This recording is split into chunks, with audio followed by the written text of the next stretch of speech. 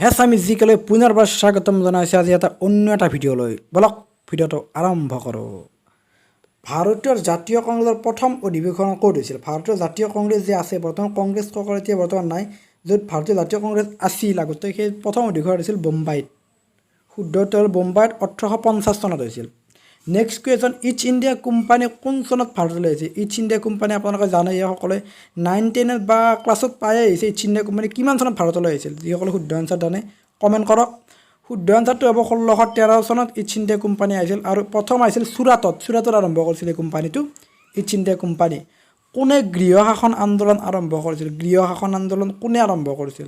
Most important question হয় গৃহ শাসন আন্দোলন, কাৰণ ছ'চিয়েল ছায়েন্সৰ সকলোবিলাক মষ্ট ইম্পৰ্টেণ্ট। বি.জি. তিলক অৰ্থাৎ বাল গংগাধৰ তিলকে 1916 চনত গৃহ শাসন আন্দোলন আৰম্ভ কৰিছিল। নেক্সট কুৱেশ্যন, বংগৰ প্ৰথম গভৰ্ণৰ জেনেৰেল কোন আছিল? বংগৰ প্ৰথম গভৰ্ণৰ জেনেৰেল কোন আছিল? মষ্ট ইম্পৰ্টেণ্ট এইবিলাক কুৱেশ্যন আগতে আমি পাই আহিছোঁ 9, 10, 8, 7 পাইছোঁ। ৱাৰেন হেষ্টিংছে বংগৰ প্ৰথম। জালিয়ানাবাগৰ হত্যাকাণ্ড কিমান চনত হৈছিল? জালিয়ানাবাগ হত্যাকাণ্ড যে হৈছিল এইটো আপোনালোকে জানে কিজানি পাঞ্জাৱৰ হৈছিল। জালিয়ানাবাগ হত্যাকাণ্ড ক'ত হৈছিল আপোনালোকে যদি সোধে তাতে পাঞ্জাৱ লিখিব, পাঞ্জাৱ ক'ত হৈছিল আৰু কিমান চনত হৈছিল? 1919 চনত জালিয়ানাবাগ হত্যাকাণ্ড হৈছিল পাঞ্জাৱত 13 এপ্ৰিল তাৰিখে। 13 এপ্ৰিল। ভাৰতৰ প্ৰথম মহিলা ৰাজ্যপাল কোন? ভাৰতৰ প্ৰথম মহিলা ৰাজ্যপাল কোন?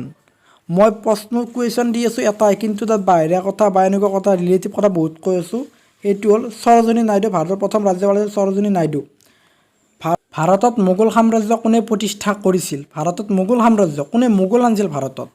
মোগলে যে কিবা বছৰ ৰাজত্ব কৰিছিল, কিবা 1700 বছৰ নে 1600 বছৰ নে কিবা 2000 বছৰ নে কিবা ৰাজত্ব কৰিছিল এনেকৈ। বাবৰে আনিছিল ভাৰতত 1526 খ্ৰীষ্টাব্দত বাবৰে মোগলক আনিছিল আৰু মোগলে শাসন কৰিছিল। গ্ৰহণকাৰী ৰক্তগোট কোনটো? গ্ৰহণকাৰী ৰক্তগোট কোনটো? AB plus, A minus, B minus, কোনটো গ্ৰহণকাৰী ৰক্তগোট? AB প্লাছ, গ্ৰহণকাৰী ৰক্তগোট হ'ল AB প্লাছ।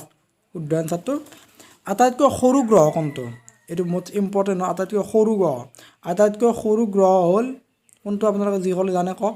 আটাইতকৈ সৰু গ্ৰহ হ'ল বুধ অৰ্থাৎ মাৰ্কিউৰী বুলি যাক কওঁ আমি ইংলিছত মাৰ্কিউৰী। আৰু আটাইতকৈ ওচৰত থকা গ্ৰহ হ'ল নেপচুন আৰু আটাইতকৈ ডাঙৰ গ্ৰহ হ'ল বৃহস্পতি, যাক আমি জুপিটাৰ বুলি কওঁ। বৃহস্পতি আটাইতকৈ ওচৰত থকা হ'ল নেপচুন, আটাইতকৈ সৰু বুধ, আটাইতকৈ ডাঙৰ হ'ল বৃহস্পতি। পোংগল কোনখন ৰাজ্যৰ এক বিখ্যাত উৎসৱ? পোংগলটো এটা উৎসৱ হয়, সেইটো কোনখন ৰাজ্যৰ? সেইটো হ'ল তামিলনাডুৰ বিখ্যাত উৎসৱ হ'ল পোংগল। আৰু বিহাৰৰ বিখ্যাত উৎসৱ হ'ল চাও বিহাৰৰ বিখ্যাত উৎসৱ। আৰু অসমৰ আপোনালোকে জানে বিখ্যাত উৎসৱ বুলি ক'লে বিহু। আমাৰ যি বিহু আছে সেইটো অসমৰ বিখ্যাত উৎসৱ। ধন্যবাদ। নেক্সট ভিডিঅ'লৈ আকৌ এবাৰ।